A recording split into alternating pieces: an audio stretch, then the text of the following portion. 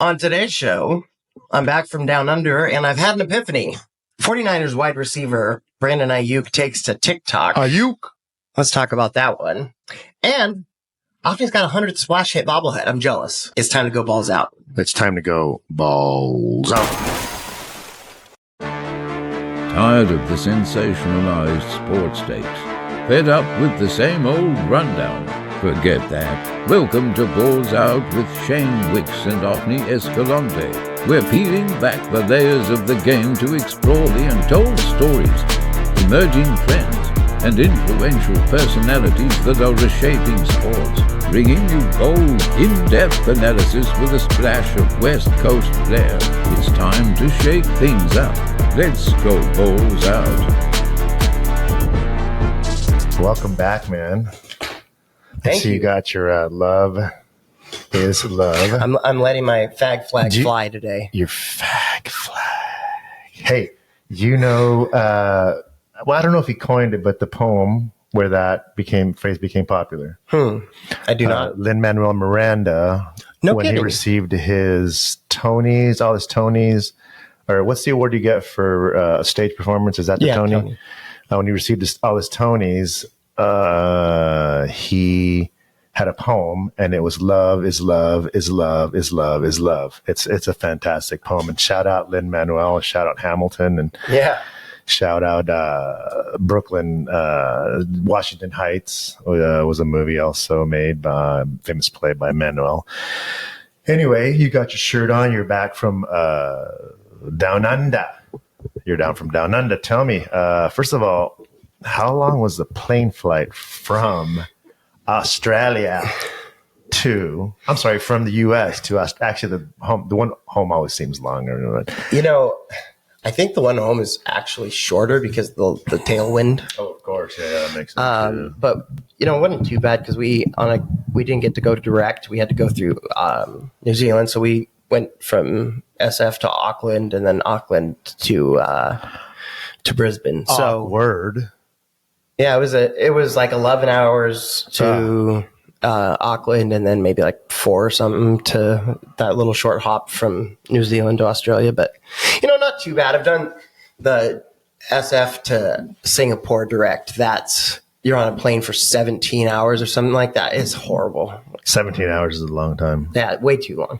And you land in which airport? Aeropuerto. What, in Auckland or in Brisbane? What's the name of the airport? I don't remember. You don't remember? Don't you write that stuff down? I write everything down when I travel. So, oh my God. Okay. So I have the funniest story for you. Go ahead. Go. So there is a point at which you have to fill out your customs paper. Like, where are you going? And you have to give them an address. Right. So that when you clear customs, they know where you're going. Did you have THC in your bag? I don't know. So we're going through customs. You have to report. You have to report. Right? You have to report. You have to report. You're telling me you have to report. We're going through customs. Or declares. Declare. And I'm looking at Jason. I'm asking Jason when we're on the plane. I'm like, babe, where are we going? Right. So I can write in the address of the place. And he's like, I don't know. And I'm like, how the fuck do you not know? Excuse my French, but like Jason is your lovely yes, my boyfriend, spouse. And so and we are walking through like customs, right? And there's really nobody. It's just the two of us. So we get stopped by every fucking customs official that there is. And they all talk I can't do that. Australian. I'm looking at Jason because there comes a certain point where they're like, okay, you have to tell us where you're going. Like how do you not know where you're going? And did you not know, or were you I didn't know because it's like we're going to see Jason's friends in Australia. How are you getting there? They're picking you up? Yeah, they're picking us up. Like it is. I am honestly just there as like a spirit going through the world. Could you call them?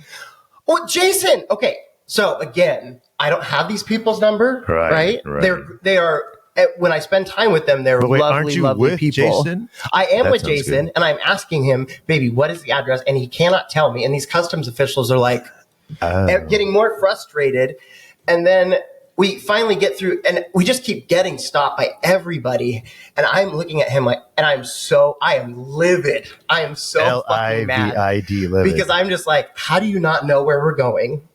Yeah, and you almost got me thrown in jail. Yeah, that's a lot. That's too much. Holy shit. How do you know what are you going to do? Worst. Well, you know what? In his defense, wingman you ever. didn't have to find. It's not like you were calling an Uber. That would be easier because you have the address. Jesus. But in his defense, why does he need to know that? Because somebody's picking you up. Yeah. I guess call him. I guess it's a good tip number. To anybody traveling internationally. Just know the physical address of where you're going. I know we live in a day and age where everything's online, but you do actually have to fill out a piece of paper. And it'll make your life a lot smoother. Most famous acts out of Australia. Our song of the day today is "Overkill" by Men at Work. Jim Jeffries is my favorite thing from Australia. Well, I can't get to sleep. I think about the inclinations of falling in too deep, and suddenly the complications, especially at night. I worry over situations I know will be all right. Perhaps it's just imagination. Boom. Hashtag it. Indeed. Men at Work, circa 1980s. Colin Hay. Shout out, Colin Hay. Shout out. Men at Work. Do you come from a land down under? All right. So you had a good time over there. Did you see a dingo? Did you see a, what did you see? A wallaby? Yes, actually, we went to the, there's like a kangaroo reserve. I think I saw pictures. Yeah. And, that's kind of a must-do, right? Dude, honestly, absolutely. So we got to see koalas. We didn't get to hold any of the koalas, although we took a picture with the koala because apparently there's these koalas are working a lot and they have a quota, which, you just feel like the ultimate tourist, but whatever. Turista. Got to see the koalas. And then the kangaroos are on this massive pasture, and you go out there and you have these little pellets, like rabbit pellets that you can buy. They're $1 a bag. And you go out there and you feed the kangaroos, and they just come hopping up to you. And honestly, they're super chill for the most. They were smaller sized ones. Anything scary? Anything like you can't? I was watching again my show. We saw some good sized Modern spiders. Family, and they're in Australia for a honeymoon. And Phil, my favorite, Phil Dunphy, goes up to a kangaroo. He's Phil. And he's trying to get really close, and the kangaroo just socks him right in the face, knocks him out cold. And I've seen videos of people fighting kangaroos in their backyard, like kangaroos as pets, and they box. Dude, they're everywhere. Do you see big ones or?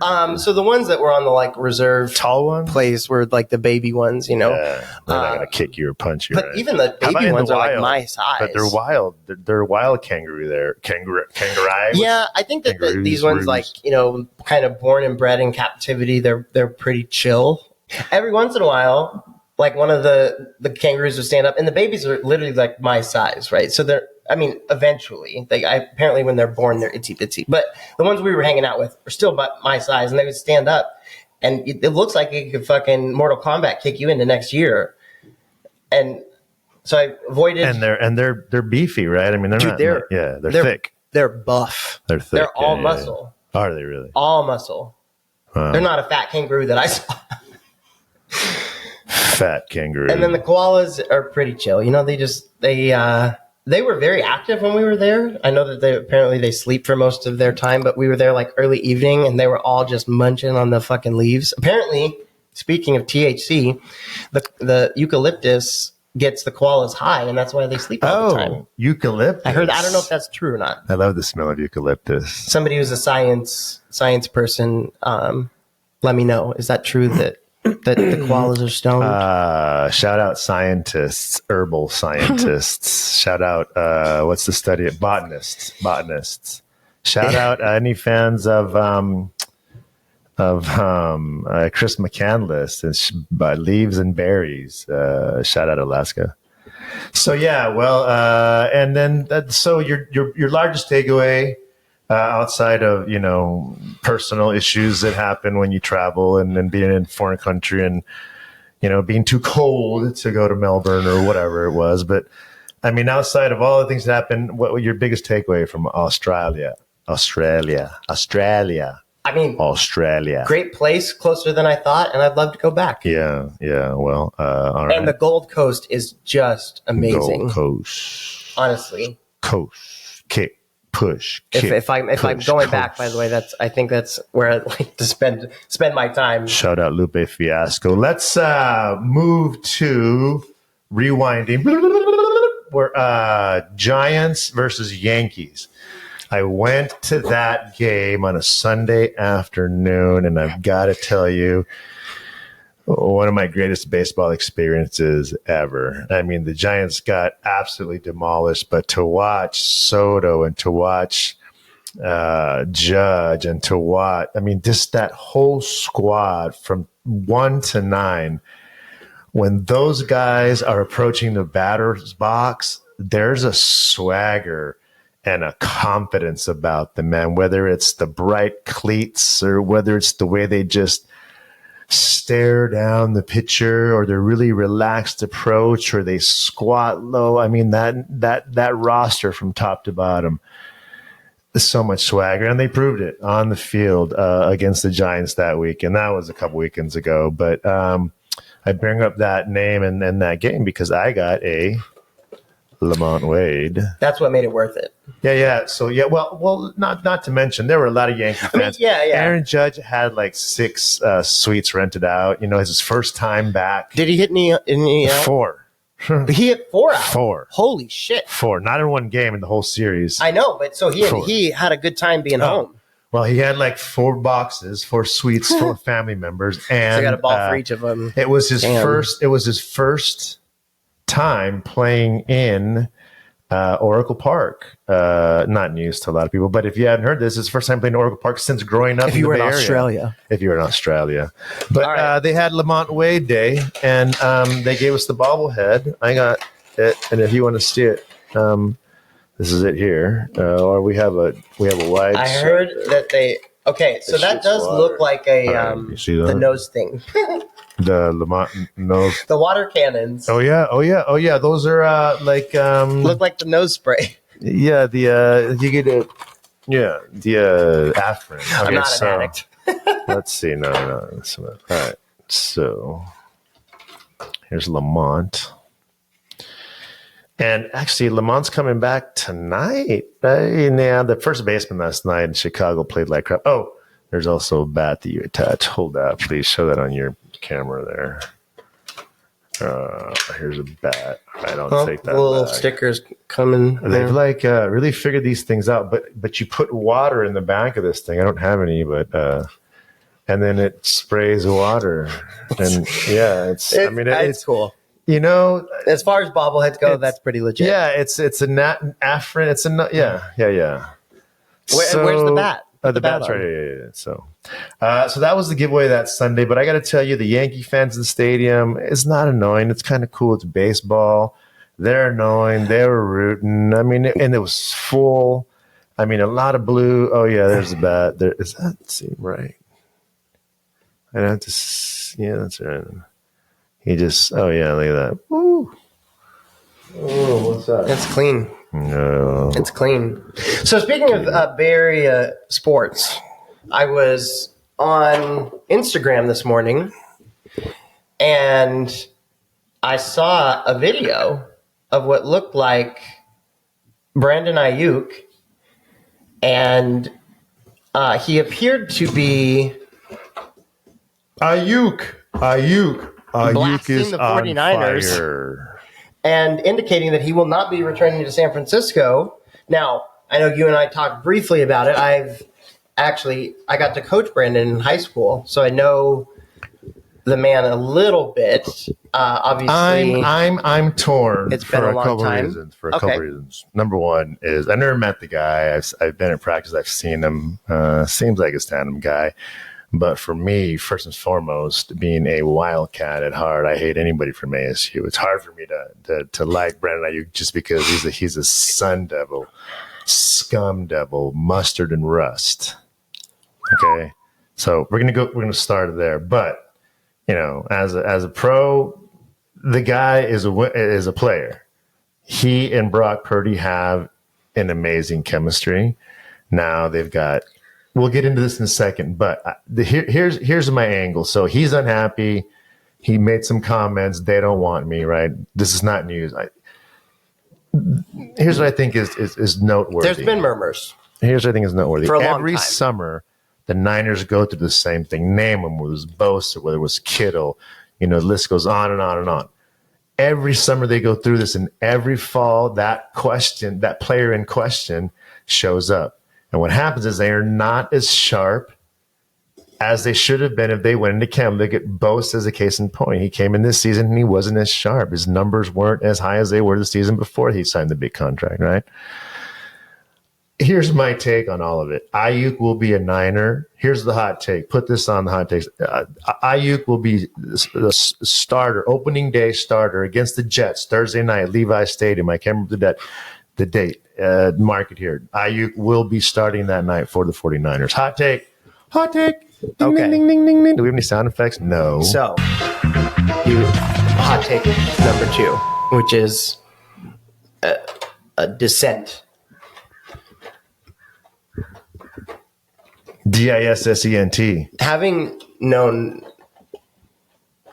Brandon personally, Yes. Talk. Preach. and having coached him, Coach.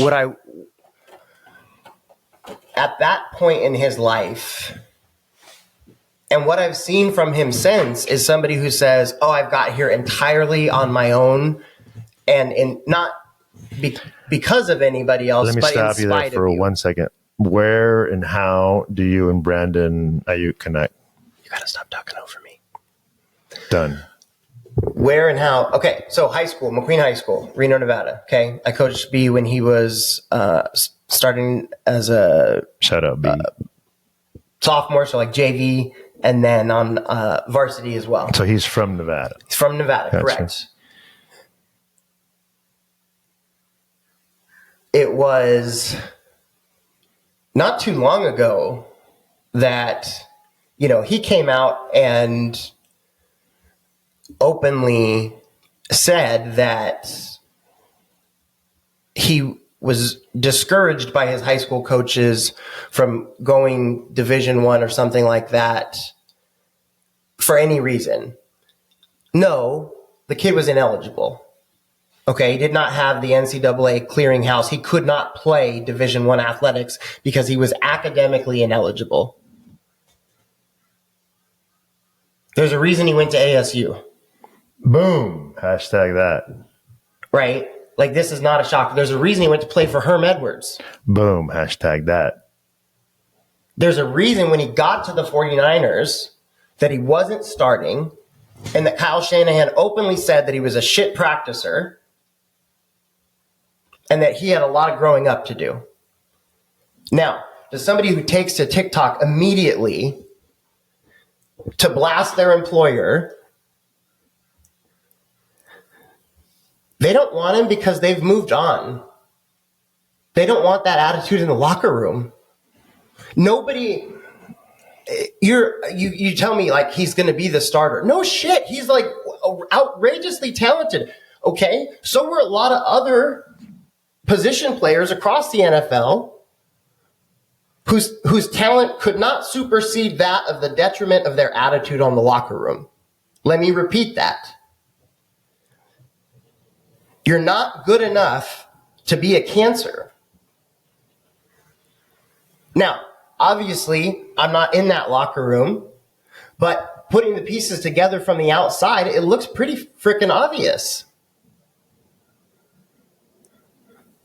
And again, he could start on any NFL roster tomorrow, right? He could skip freaking training camp and roll out there and still probably be one of the best 4 guys any NFL team could put on the field. That's not the question. The question is he going to go to fucking TikTok and start blowing you up because he doesn't get his way? And the answer clearly is yes. And so, has he changed? Is this the 49ers saying, you know what, we've drafted at that position, we're comfortable enough that we've got someone there, and we can roll with them, we can develop the person we got? And I don't even remember who they actually picked up because, it wasn't a big name. but they're confident in that, and they're confident enough to move away from an outrageous talent. Outrageous talent. I'm not questioning that whatsoever. Watching him on a football field is entertainment, pure and simple. But if his attitude is such that is costing you games and or a Super Bowl, then yeah, you want to move away from that as quickly as possible. Now give me your take. Well, I mean, I don't disagree with any of that. I think that the TikTok generation is the TikTok generation. And, I heard a reporter. But he's not even that much from the TikTok generation, okay? Oh, he totally is. I mean, I'm not. Right. I guess. I mean, I feel like it's a bit of a pass. He's in.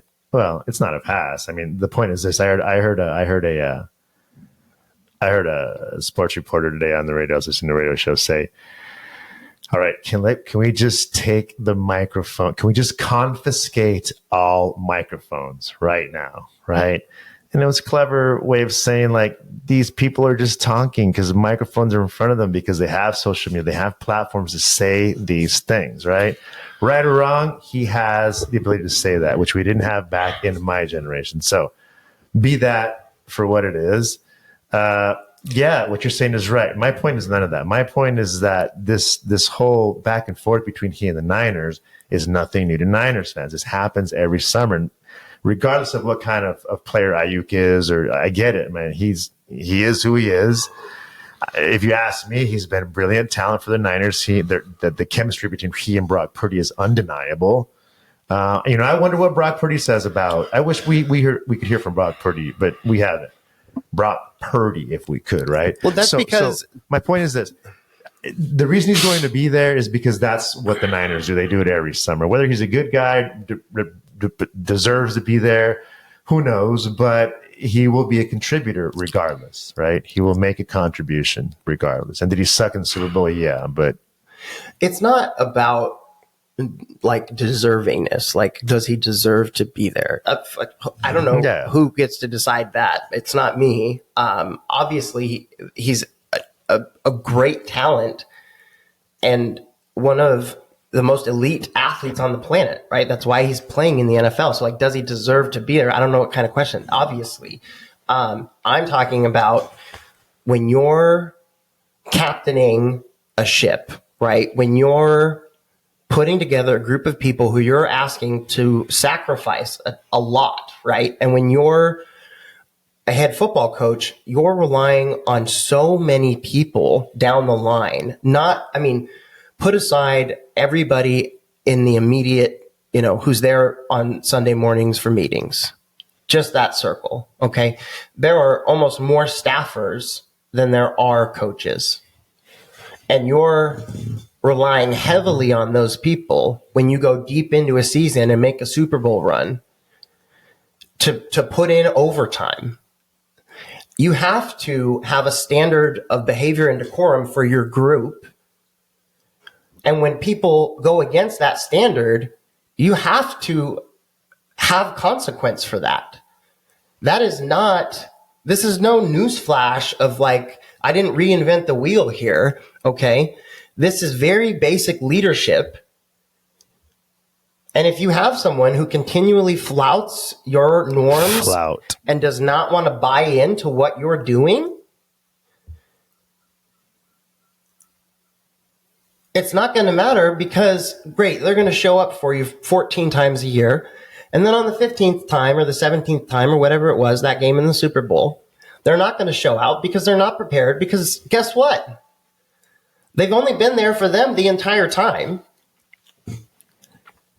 So they're not able to put in that. Choir, man. I don't disagree with any of that. But, again, this generation of player, they want to get paid first and foremost, right? Which they deserve to get paid. But they've been paid, okay? Yeah, and I don't know what they get paid. What Bandon's haggling over now, but it's well more than enough to be set for a long time. But you know how it works, right? One guy gets paid X amount, it follows suit, and it goes from quarterbacks and not running backs anymore to DBs. Right now, it's wide receiver market, right? A question I have about rising tide bringing all boats. If the Niners don't give it to him, will somebody else? Right? Is he that good? Yeah.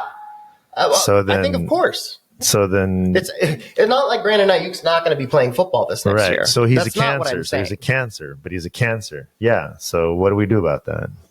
Fucking cut it out. That's what you do about it. Well, aggressively, or don't sign him, blackball him. Right? Nobody signed this guy. That's the metaphor. But that's and I'm not saying blackball him. That's not what I'm saying. But how do we? Oftentimes, relationships sour, right? And then you move on and you learn something from it. Hopefully. That's no different here. We've seen that with so many players. And I honestly wish Brandon the best because he is. I just don't know what Brandon Aiyuk has done wrong. That's my point of contention. But outside of going to TikTok. Okay. And again, because we will never know. Right. We don't. Right. I'm telling you from my personal experience. Yes. I can't deny that. How I got to know the kid, what I saw throughout his college career.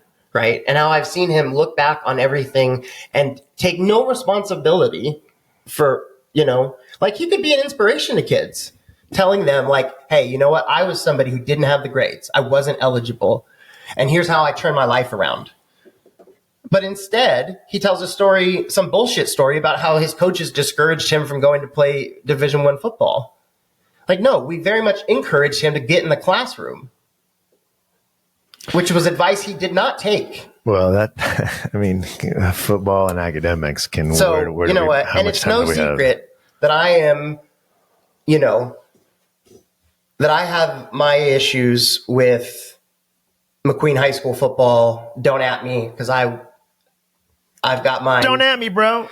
But, no, absolutely not. And it frustrates me when guys who are getting everything that they could possibly need, and they're at the top there, and they start taking shots. Nah, I'm not about it.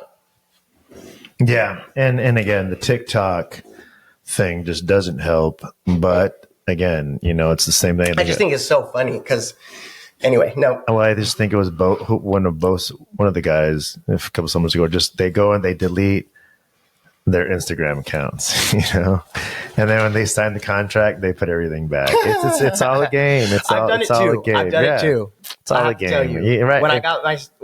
Tell me about that. Stanford, that's the mentality, right? I purged, because it's like, oh dear God. From which one? The one?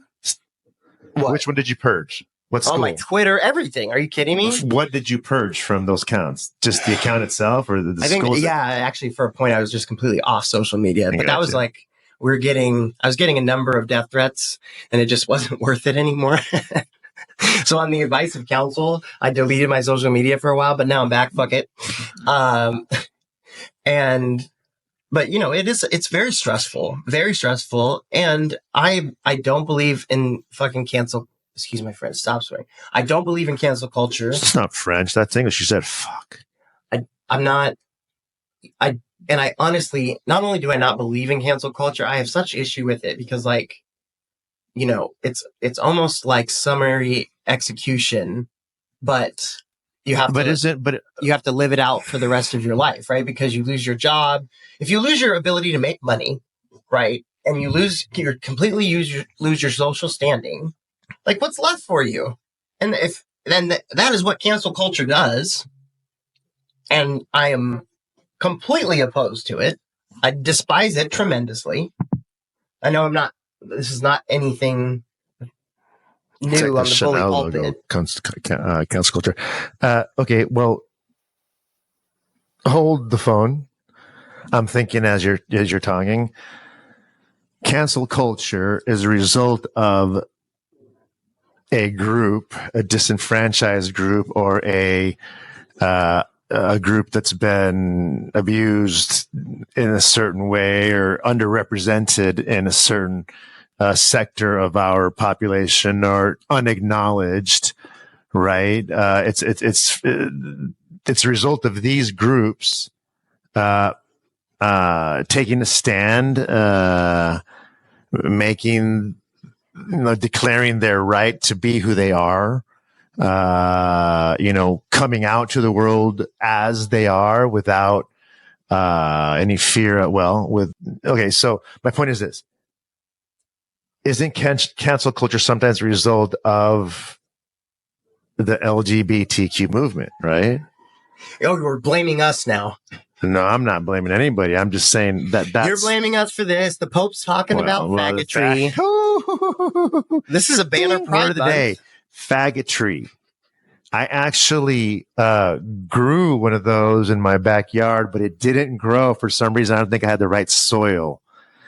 My soil wasn't my soil. That's such a dad joke. What? I wasn't a homo at the time. So maybe that, because it wasn't my hat and the faggot. Anyway, tree.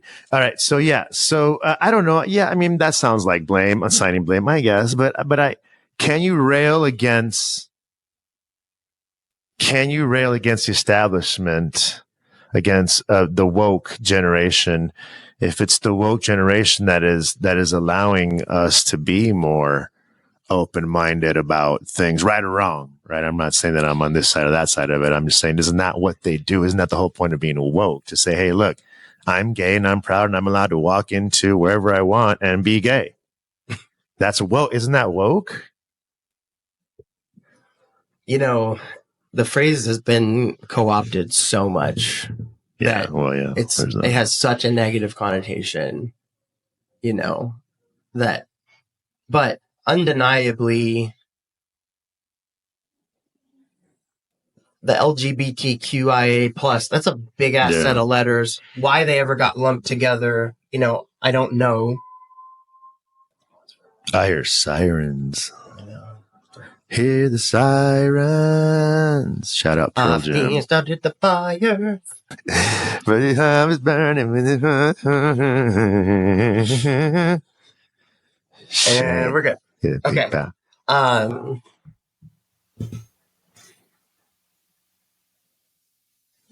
I don't know.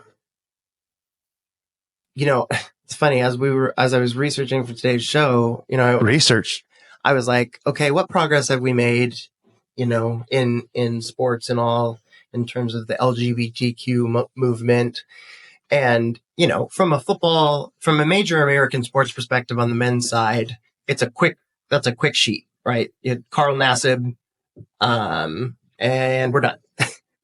So, and Jason was asking me, he was like, because I was trying to be a little more optimistic and positive. And I'm not saying that, when you look outside of the locker room in terms of like support staff and referees in football and Major League Baseball umpires and all that stuff, very welcoming. The progress has been made there for a long time. It's not the same arena as being in the locker room. So what progress have we made in the locker rooms? Hard to say without being in there, although I am in there. So, it's hard. It's hard to know. Like how do you know if you're making progress? Until you get guys who are in a situation like Carl was, where they've played a good majority of their career, they're financially set, and they don't have to worry about it impacting their job, because it's going to impact your job, right? Like that's just facts. And to deny it, I think, really is one of the unfortunate byproducts of wokeism, and I think really stresses not just an individual, but I think like systemically is a type of sickness within that culture, within that hierarchy. It helps fuel it. So it's very much, it's not really a byproduct. It's a product, right? It's a primary driver and influencer. And for the people who are in it, who are gay and have accepted, I mean, they've accepted that this is the price you pay. And hats off to them. I couldn't do it. Oh, that faggotry is hard to navigate. The best part. Shout out the Pope. Shout out in that beautiful dress. He's in trouble again for saying faggotry. Dress. How do you say faggotry in Italian? He's such a puppeteer. ¿Cómo se dice faggotry in italiano? Oh, you know what? I've heard it, and it's sharp. Is it funny? It is funny. It's kind of hurtful too. Oh, I wish I could hear it. I don't know. I just made that up. That's terrible. We'll get back to you on that. I've heard it because I watched The Sopranos like 18 times. The Sopranos, alto, soprano. Well, that's what it is. Fanuc. I'm probably not saying it right. Fanuc, faggotry. That's a direct translation. Wow, fanuc. He said fanuc. That's what he said. No, he said fanuca tree. Fanuca tree. I have one of those too. And I got one of those from Mr. Miyagi. It's a Japanese version of the faggotry. First of all, shout out to the clicks and the views. Shout out, Butter. We got 65,000 clicks on one of our clips. Was that 65,000? Was that the number? I thought it was just 5, but hey, 65 sounds Oh no, great. okay, maybe not. Maybe I made that up. I thought we were in the 50s. I could be wrong. Check it out. But anyway, we got a large number of clicks, and leave your comments. Yeah, I have no life. Yeah, I live in a little treehouse over in the Santa Cruz Mountains. It's a tiny little thing. It's not much bigger than what the Unabomber lived in. Jesus Christ. Easy. Why that comparison? Well, because it's so small where you live. Like, it's tiny. Nobody from my generation knows what the fucking Unabomber University and airport. Well, I do because I watch documentaries. I'm a weirdo. I watch a lot of documentaries and I don't remember his house. It's good. University and airport. Una. I bet you didn't know that. Unabomber. Actually, I didn't know that. See? And by the way, do you know, here's another acronym game. Let's play that game. BAR. The word BAR stands for. It's an acronym. Beer and alcohol room. Okay, let's play this game. What conference does this belong to? Fucking Big Ten. Yeah. That's the only one that matters right now. And I was looking at some of those games. These games that we're going to be able to see this fall are going to be amazing football games. The month of October is replete with things that are like bowl games. So here's my thing. You never really know a coach or coaches personally. Having said that, Dan Lanning seems like a pretty good guy, and I want the former Pac-12 schools to do well, I want to see the West Coast show out in terms of athletics because, it's not just a nice sunny place to live. We also have, the best sports teams, or you can't say the best, right? At least at the college level. You can say it. It doesn't make it true. But that it is quality, right? And so for the entertainment value, is it going to be fun? But again, the Big Ten has some flop schools right now too. And everything ebbs and flows, but it's ironic to me in the final year of its existence, how well it did. I mean, it almost took home championships and did take home national championships in a number of sports when you look outside of football and basketball. Although, on the women's side, UCLA and Stanford have been running things on the women's side. So, although it was an SEC softball championship, I think, again. That being said, we do have quality sports out here on the West Coast. There are some big games. I mean, these games are going to be like bowl games every weekend. I mean, Michigan will play Washington. And, there are there are all these teams that I do want to see win from the Pac-12. Obviously the Pac-12 to me, obviously Arizona going to the Big 12 and Stanford going to the ACC. But Washington, God, I can't stand that coach Jed Fish. But, in his defense, go ahead. Speaking of Arizona, okay, and the things and I expect and I hope in the coming years that they will be quite successful. And you look at what they're doing right now, right? And you look at the emphasis that the strength and conditioning staff is putting on the leadership council, right? Which is their group of guys who are going the extra mile. Okay. Coach Brennan, Colin Carroll, they know what they're doing. And shout out Dwayne Aquino. Yep. Coach Aquino. That's a very smart football mind. You talk about, like, do you think Brandon Aiyuk, a character like Brandon Aiyuk, would fit into that process? Which process are we talking about? It's the coach. It's kind of the Chris Peterson mentality of lie in the weeds and pass the credit. It is put your nose down and work hard for hard work's sake. Well, I mean, he doesn't have to, but I guess the answer to that question is no. There you go. Okay. And if I'm trying to win a championship and you just told me you're not willing to do what I need you to do to win the championship, then I don't want to pay you millions of dollars. But do you think that he's not willing to win a championship?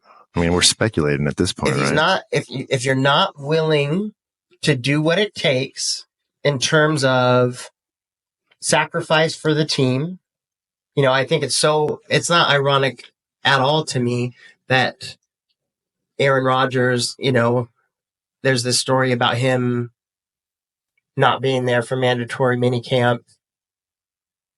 Not surprising. Also, like, oh yeah, I mean, what a flop! What a flop! And he's been a flop, right? I mean, the level of iconic photography that happened when he ran out on that whatever Monday night game it was with the American flag on, you know, the 20th anniversary of September 11th or whatever it was, and just immediately fucking tears his ACL. Goodbye. Yep.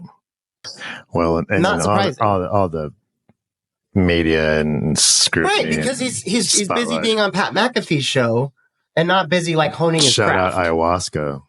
And you could say, like, he's the best quarterback in the league. He doesn't need to hone his craft anymore. Like, sure, maybe, but he's working with some teammates that he's not worked with before, I'm guessing, and that they could benefit from his craft and his knowledge, right? I think the reason Tom Brady was so successful is because he brought that attitude with him everywhere he went. It wasn't like, I'm going to be the greatest. It's like, we're going to be the greatest. And because you're with me, you're coming with me. And like, there are no other options but to be the greatest, and I'm going to help you get there. That's not their attitude.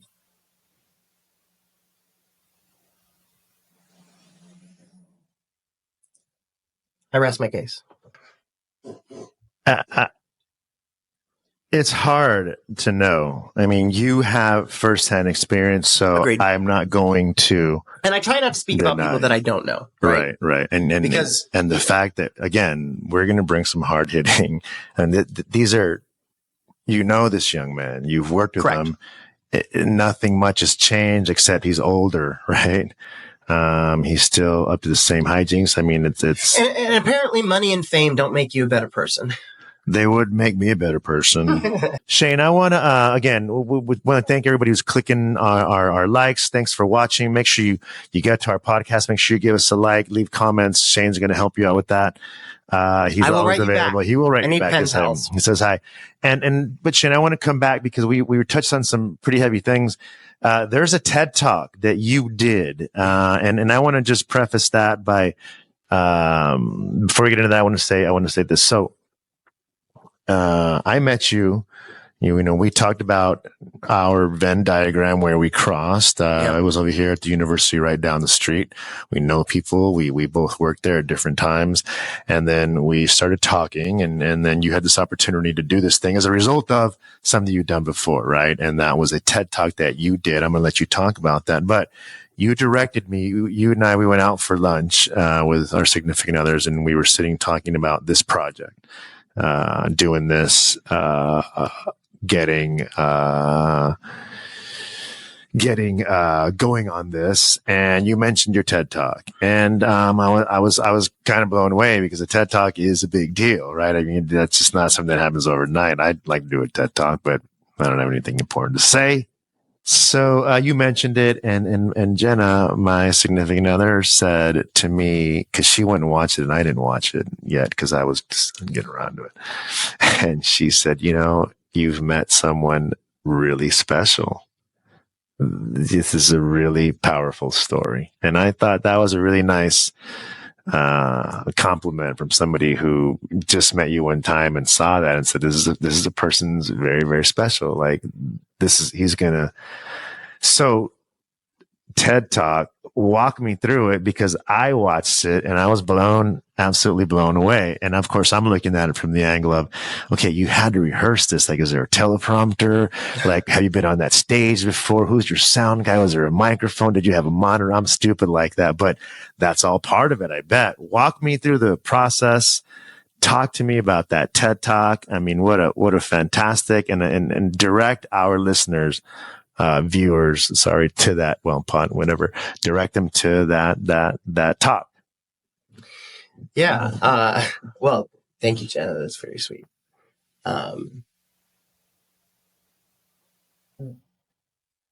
I shout out to TEDx University of Nevada and Dr. Brett Simmons, fabulous professor and dear friend,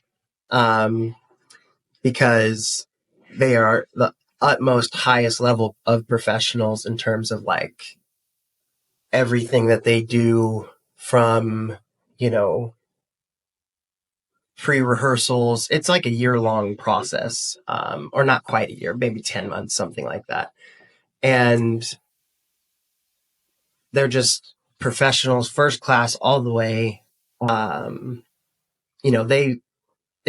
were in a massive venue, the Pioneer Center in Reno, Nevada.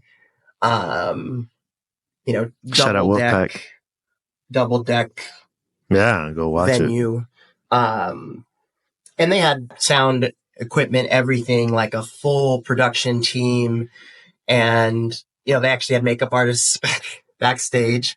And makeup artists. I wasn't going to put makeup on. And then John Foreman, the lead singer of Switchfoot, was going on before me. And so he was getting powdered up. And I'm like, well, if John Foreman can do it. Dude, he played that song right before I went on. I was waiting in the wings as he was playing that song. And it calmed me down so much. To live for so much more. Exactly. Dude, it was a dream. So back up though, like before you got that sounds amazing, just that in and of itself, but leading up to that, dude, how'd they find you? Like, process? Like, I mean, that's a funny story. That's the meat, right? So through my fraternity, I had been volunteering. Which one? Delta Sigma Pi, the business fraternity of the world. Shout out ATL, University of Arizona, 19. It makes sense that you're an ATL. My father is an ATL. AT toilet seat. So I had been volunteering as like a parking attendant first, and then I started going to meetings, and the curator volunteered as a parking attendant at the venue. Yes, this was years before I was speaking, right? And I got to know the curator of the event, and it just so happened that I went to high school with his daughter. Wait, is this a random event or that particular event? I believe at that event, and he was one of like our how do you call it? Liaisons. Yeah, for our business fraternity, he was like a member, a staff professor member. Gotcha. That sounded very educated. Well, you're like advocate for your fraternity or something, right? Yeah, professor, whatever. Mentor, whatever. Yeah. If we got in trouble, that wasn't what we called it. Right. And the year before I spoke, I was going to MC that next year, which is just introduce. Please, the speakers. Hammer, don't hurt them. Just introduce the speakers on stage and walk off stage, right? It's not like a TED Talk. Anyway. Wow, so you're going to be the MC I was going to be the MC. TED. And so a year before, I'm at dinner. I've done that before. It's a scary job. I'm at dinner with the speakers for the 2015 event. And amongst them is a woman named Jennifer Knapp, who's a country Christian music artist. Knapp, yeah. Been nominated for many Grammys. I don't know if she's won one or not yet. Anyway, she's sitting across from me. I don't know who she is, right? Because I'm just like, I'm a young college student. I'm out to like nobody. This is just a small group of friends. No, not like, so my family and like best friends knew that I was gay and that's it. Okay. Nobody knows. I'm coaching high school football, but I'm a student at the university, right? Volunteering for TED. Right. This fancy dinner. Oh, okay. I missed that part. You're volunteering for TED at this point. Gotcha. All right. Gotcha. And we had this big fancy dinner. Oh. Okay. Meet Jennifer. We hit it off. And it just so happened I happened to be seeing a guy and we were allowed to bring a date to this after party. And I was drinking a lot back then. So I figured, let's do it. A little liquid courage when you're on it 24/7. It leads to a bit of a different lifestyle. But anyway, so I left dinner early to go get Carlos and I brought him back and introduced him to Jennifer because she'd known I was going to get my date and she was like, oh, I can't wait to meet her. And I was like, oh yeah. So we got a great laugh out of it. And really Christian Jennifer, by the way. I'm sorry? Christian Jennifer. Yes, just a Christian singer. Well, and who was there with her wife? Well, I don't know if it was wife at that point. Which guy? But partner. No. Oh. Different year. Oh, gotcha. This is the year before. She's there with who is she there with? Just her partner. She'd come back. So she had, in the early 2000s, she'd come out, right? Oh, she's gay. Yes, she's gay. I didn't know that. And then the Christian community wasn't quite so good with that. So she actually left the country and moved to Australia for more than a decade. Oh, Jennifer Knapp. And then she comes back to the US. She just released an album. Christian gay singer. And so we're at the after party. We're talking. We're having a great time. It happened that I've been coaching high school football, really was loving doing that. But felt some friction with my being gay. And like the reality is, of course, I felt that friction because like I have to tell you, one of the first conversations that I had with anybody in authority above me, went a little something like, well, I would trust you around my kid, but that's because I know you. I mean, can you imagine? No.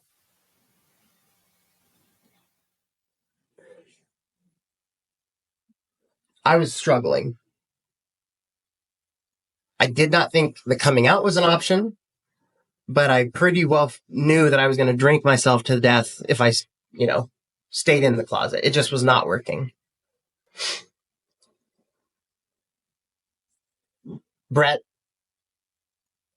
approached me and said, I think you should consider pitching a talk. He's like, you're a closeted coach. And at first I just told him like this one, better than asking you to pitch a tent, bro. So you're on the right track. You're on the right track. It felt like, he was asking me to be the first penguin jumping off the iceberg into the orca infested waters. Right. And I'm like, well, this is a terrible idea. Had there been a TED talk up to that point? I'm sorry? A gay coach TED talk. No. So that's Michael the only Sam, one. Gay coach. That thing, he didn't give a TED talk, but like he had come out and that whole thing had happened. Are there any sense? That was the only backdrop or reference in terms of major American sports and gay coaches or athletes, period. It's still the case today, which is what it is. But having some time to think it over, I understood that I couldn't stay in the closet forever and that I had to kind of grow up and move on with life. And so now, granted, this was after a lot of therapy, a suicide attempt, life really constricting and falling apart on me. And then just thinking like, something good has to come from this. Maybe this is the way, right? A TED Talk seemed like a educated forum where at least I could explain myself. Nobody's going to talk back to me for that period of time, right? And then I can go and walk off stage again. And honestly, the idea in the back of my brain that was fueling this entire thing was like, had I known one coach, one anybody throughout the process who'd have just said, like, it's okay. You know, like, not everybody here hates gay people or, you know, whatever it is, the difference that would have made. Right. And just really hoping that it didn't have to continue to be that way for the next gay athletes or coaches coming behind me. I don't think that I know the answer of how to make that happen. Although at the time it seems a Herculean endeavor, right? I mean, what do you even say? How do you even... You know, I was 21 years old, which is just mind-boggling to me. Yeah. I remember what I was doing when I was 20. Or no, at 22. I was 22. And felt the weight of the world, you know,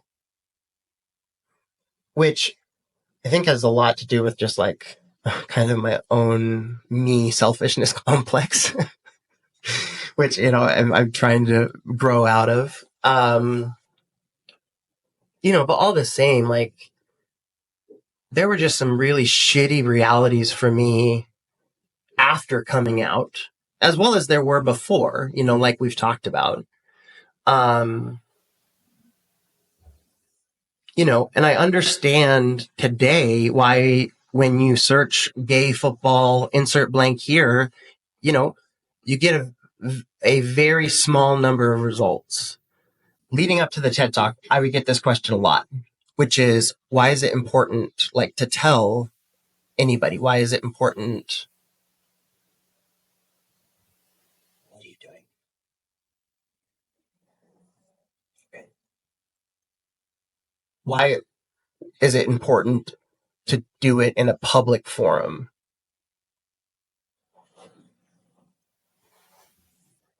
And here's why.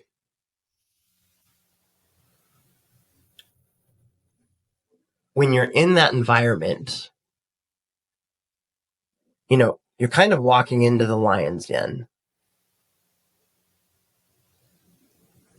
When people know that there's gay people around them, they tend to not yell out faggotry and other, you know. But when you're in the closet, everything that's said, you take negatively and personally, and like you can hardly help but do that. Okay. You're a human.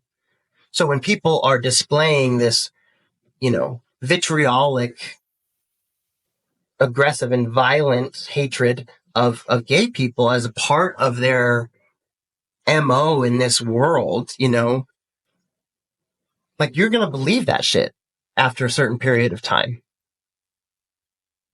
And you can't help that. Now, if you know that you've got a gay teammate or a gay coach and you're still doing that and saying that stuff, well, then that, like, it reveals a lot about your character, right? The onus is no longer on me.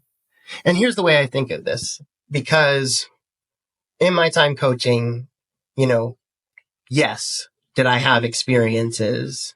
And if you treat a gay staffer like, and you don't ever acknowledge the fact that they're gay or anything like that, you now make them the spectacle should they ever decide to bring their significant other around in any capacity, which is a very, very, very normal thing to do as a college coach because you live in those offices. Shout out living in those offices. So when all the other coaches and many other staff members and players, et cetera, don't know, you become the spectacle. Which I understand to be the exact opposite, you know, purpose of like, oh, treat gay people like you do everyone else. Like, yes, but also acknowledge the reality that we live in currently, which is not great, right? And you do such a disservice, by thinking, oh, this is someone else's problem, not ours. No, it's your problem too. I promise you. If you can hear this and you are a football coach, this is your problem. And I don't care if you're working for the 49ers or fucking Elko, Nevada. Shout out potting in the press box of the Niners game this season. So, I wore my faggotry today loudly because I think it's important. Because, I remember when I was coaching and I wasn't out, but I wanted to I called them silent gay protests. So I would wear the little pride flag on my shirt or something like that. And I actually had a friend, great friend. I hope we can get him on the podcast someday. He played tennis at Harvard and he wore rainbow shoelaces, which I just think is so badass. Sean, I still have that picture.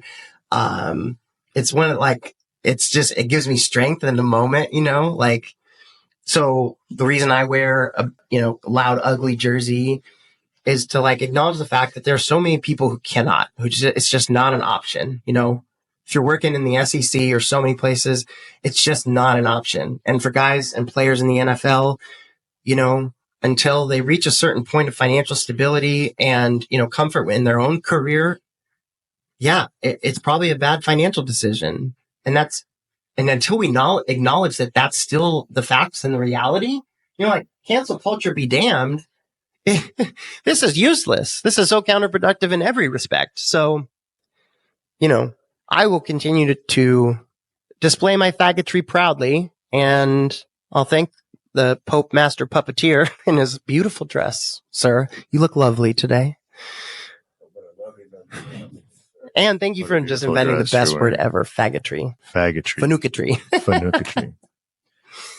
Well, right, Shane, so just to circle back quickly. So then the TED Talk, then where can we find it? Talk to me a little bit about the process of the TED Talk, because I think people would like to know just rehearsals, content, writing, the whole bullet pointed for me, man.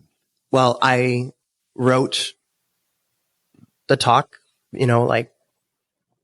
in June, and it was given the following January. So I delivered. That's something that, again, my first question, did this happen overnight? No, God, no, not even close to overnight. And yet, no, I did not have a teleprompter in front of me. That was a memorized 10-minute speech. How long does it take to memorize a speech? Yeah. It depends. That makes you appreciate orators, right? People who do this for a living. Of course, presidents have teleprompters, so that's but still, the tricky part, memorizing is one thing, and then delivering. It's right now, dude. We got to deliver right now, right? Yeah, delivering in a way that doesn't feel like, how many times did they say this in the mirror? How do we sound? Listeners, readers, tell us. Are we phony? Please leave a comment. Leave comments, even if you're my mom. Down below, mom.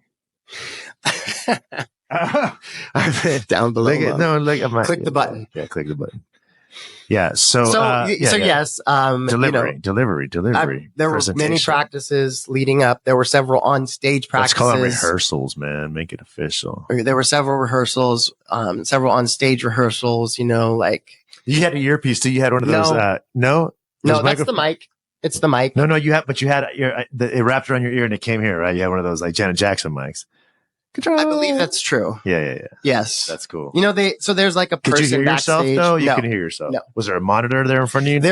There was There was one monitor in front that was displaying what was displayed on the screen behind you. Gotcha. So if you had slides, you could, and I did have two slides.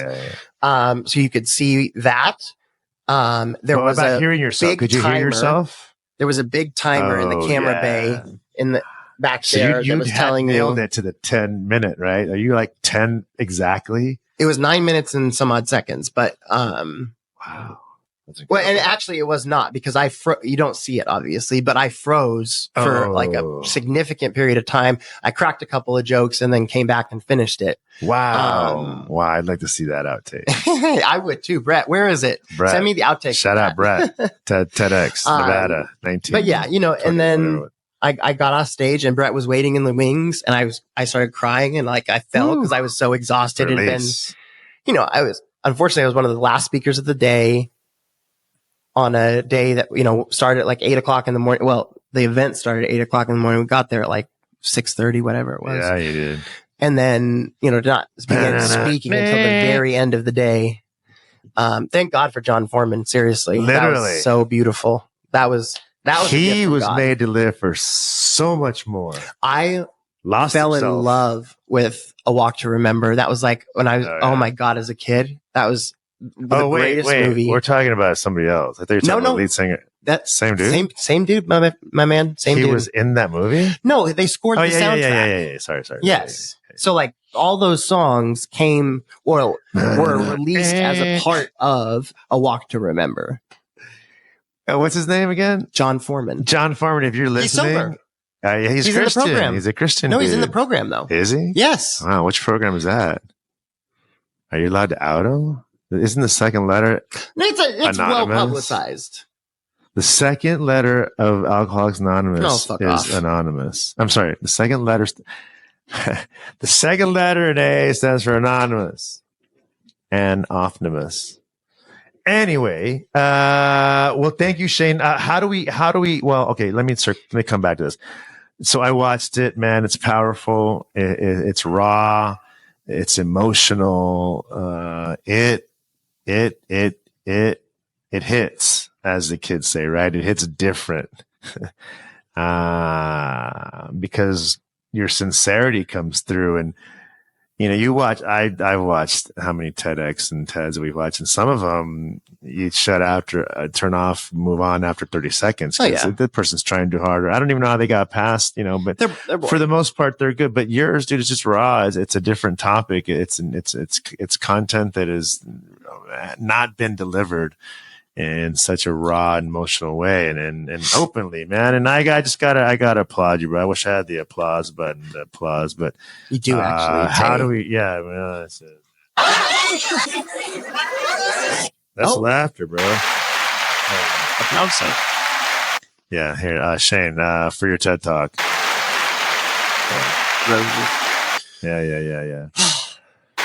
I'm just kidding. Couldn't have picked a more imperfect messenger. Well, all right. Let's close it out. So, how do we take them there? How do we get them there? Where do you see it? YouTube, the very thing that you are maybe likely listening to us on. Just Google, put it down here. Google Shane Wicks, and then type in TED, and it'll be one of the very first thing you see. Also, follow us on all of our podcast channels, which is X. And Insta.